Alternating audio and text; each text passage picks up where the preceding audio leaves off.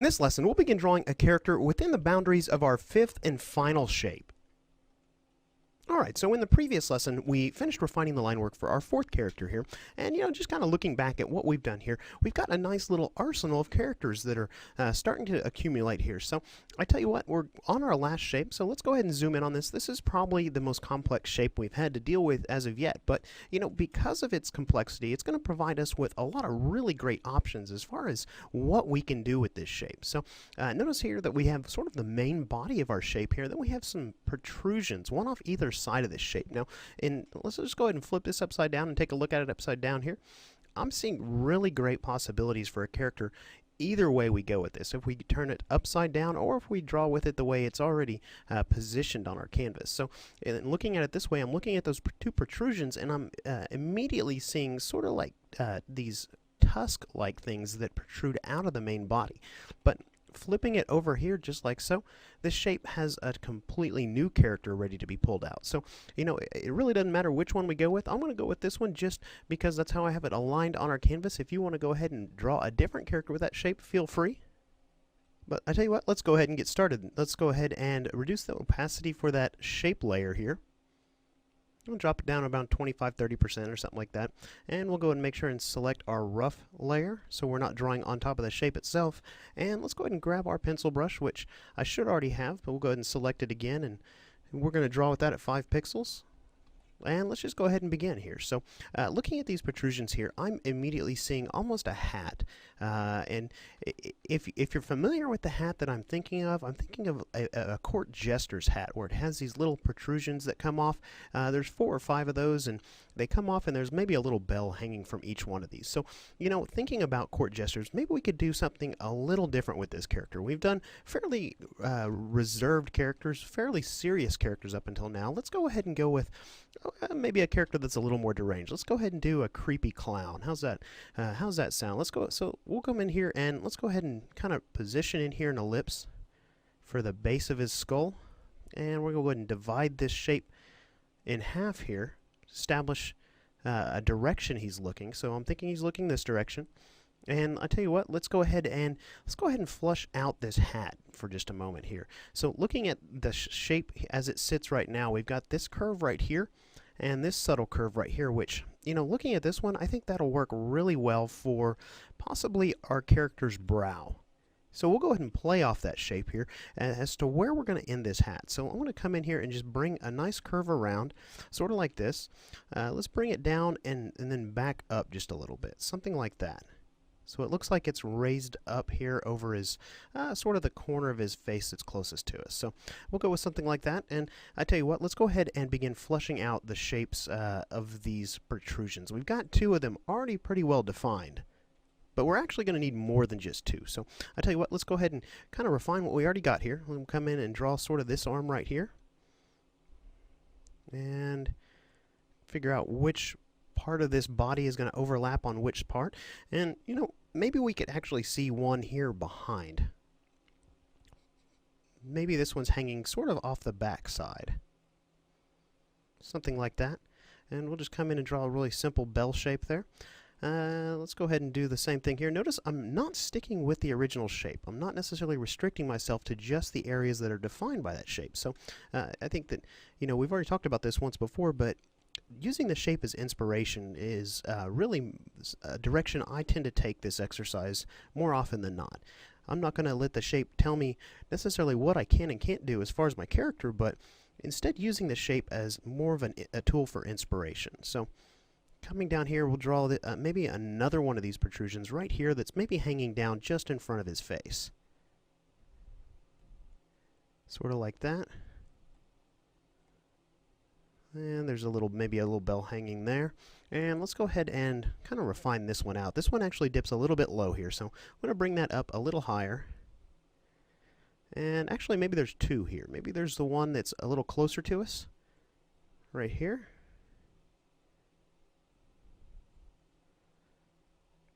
Just sort of like that. And maybe there's one behind that we really can't see, except for maybe the tip of it right here. Alright, so we're looking pretty good. we've kind of defined that shape here. I'm going to go ahead and add a seam here to this hat, and maybe there's a wrinkle sort of on the front side. So do a couple little wrinkles here. Alright, so that's looking pretty good. I'm not going to spend much more time on the rough line work for the hat. We can always refine that here in the next stage. Let's go ahead and move on to this character's face. This character is going to be a little more detailed, but you know, that's alright. So let's go ahead and give him a nice brow here, working towards this center division line. And we're going to bring a nose off this. Now I want this nose to be a little bit bigger and a little more meaty at its tip. So I'm going to come in and bring that in sort of like that and draw in the tip shape, making it a nice and wide nose here. So maybe there's some wrinkles in that nose, sort of like that. And you know, this dip right here, this curve, is a little bit far. It's a little bit much. We may need to bring that out just a little bit. So let's go ahead and do that. Let's go ahead and define a cheekbone here. Maybe he's got kind of bony cheeks. So we'll do a nice sharp cheekbone there. And let's go ahead and bring that brow down right towards his nose. Picking up on the opposite side here, coming up, sort of like that. So now we've got some place to hang his eyebrows. We can go ahead and draw those in here. Alright, now we've got one drawn in. Let's go ahead and draw in this second one here. Looking pretty good so far. You know, we may need to come over here and work on this area just a little bit. It looks like this line carries in just a little bit far here. We may need to bring in, we'll work on his ear and the back side of his head here in just a moment. I want to continue to focus on the front side of our character's face, and following this line right here, looking at that to define sort of the cheek here. We'll bring that out and down to his chin. We'll give him a nice strong chin. Now, following this line back up and around here, we're going to see that this opposite cheek is a little bit deformed looking according to the original shape. So I'm going to come in and use that for inspiration, but I'm going to just cut this cheek a little bit short here. And we may need to come in and redraw that. Alright, so we've got that there. Working my way up to his ear at this point, let's go ahead and draw in that ear. We've got sort of his eyes placed right here, and we may have actually skipped that step where we draw in the guidelines, but that's alright. We're going to come in here and kind of place his eyes underneath these brows. I want him to be, again, looking through the top of his eyes, almost an angry look on his face, and really evil, creepy clown. I don't know how you felt about clowns growing up, but I never did care for him much, so we're going to make this guy one that you might see in a movie or something like that, something a little more on the sinister side. So let's go ahead and draw in sort of a rough placement of his pupils and his irises there. And let's come in and do another eye right here. Really sharp angles on these eyes. Sort of like that. Alright, that's looking pretty good. So we need another cheekbone over here, and I'm going to kind of play off of how sharp the angle is here on this cheekbone. So we're going to come over here and let's go ahead and bring in another one right about there, like so. And I'm going to try and draw this in a way that where this line is almost implied that it's going to connect down here at his chin. So it's going to make the front side of his face, this face right here, feel like it's proportionate, and all the lines are working in the same manner, working towards the same places on his face. So we're going to come in here now and let's go ahead and give him a big creepy smile. I'm going to come in and let's go ahead and draw in sort of his upper lip here. And maybe this is a smile that's kind of jagged, kind of gets a little more jagged out here towards the sides. And let's go ahead and draw in his lower lip.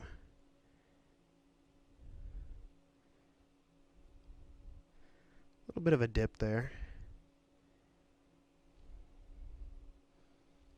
Just kind of doodling in some really sloppy, messy, angular lines here for his mouth. We can clean this up a little bit. Maybe he's got some teeth hiding in there as well. I think the creepy clown should have some really ugly, nasty, dirty teeth. So maybe we come in and just kind of imply where those are at. Sort of like so. Alright, let's go ahead and bring in sort of a smile line right here. You know, clowns smile an awful lot, so maybe he's got a little dimple right there. And some nice bags under his eyes here. Really deepen those eye sockets up. Alright, I think this guy's looking pretty good. Let's go ahead and give this guy an ear. I'm going to pull that in right about here. And now we've got a place for the back side of his head, but we're not really going to see much of it because of this part of his hat right here. So, guy's looking pretty good so far. Now, thinking about refining out some of his mouth features here, I may come in and sketch a little more around in his mouth here in between lessons, but kind of thinking about the way that how much of his mouth we see in there. But I tell you what, let's come down here and kind of ground what we've already done here, his head, and let's ground that into his shoulders. Now, the common accessory I've seen a lot of clowns wear is sort of this ruffled elliptical shape thing here. So we're going to kind of draw in something like that. Maybe kind of just draw in a really rough ellipse here. And, you know, on the front side of this, it's going to maybe have this kind of pattern on it.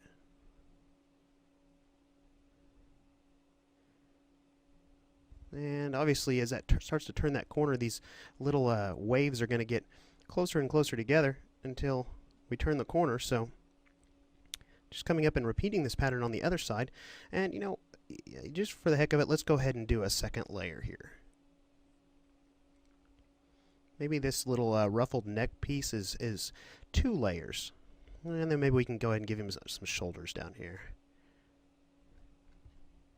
Now I'll probably come in here and actually repeat the same pattern here as we've already done, but thinking about how this pattern is going to translate onto the top sides of this this neck piece, maybe it's going to have these little grooves that sort of follow that same pattern that work their way towards his neck here. So just going to kind of imply at those. We can always flush these out more with color here once we get to that stage, but obviously, this character is getting pretty detailed pretty fast, and there's a few areas maybe we need to clean up some up here. So, thinking about kind of the outfit he might be wearing, maybe it's got some nice big candy cane stripes on it here, some red and white stripes. And well, let's see here. Let's go ahead and hide our shape.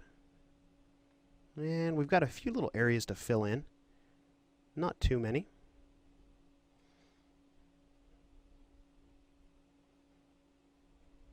Alright, so this character is really looking pretty good. Like I said, I'm going to spend some more time working on his teeth here just to kind of figure out exactly where the little lines for his teeth are going to go. How messed up his teeth are, how much space is between them. Do we see much of his gum line? Things like that. So I'll probably work on that in between lessons, as well as cleaning up what we've already got here. But in the next lesson, I want to pick up where we're going to leave off here, and I want to begin refining the line work for this character.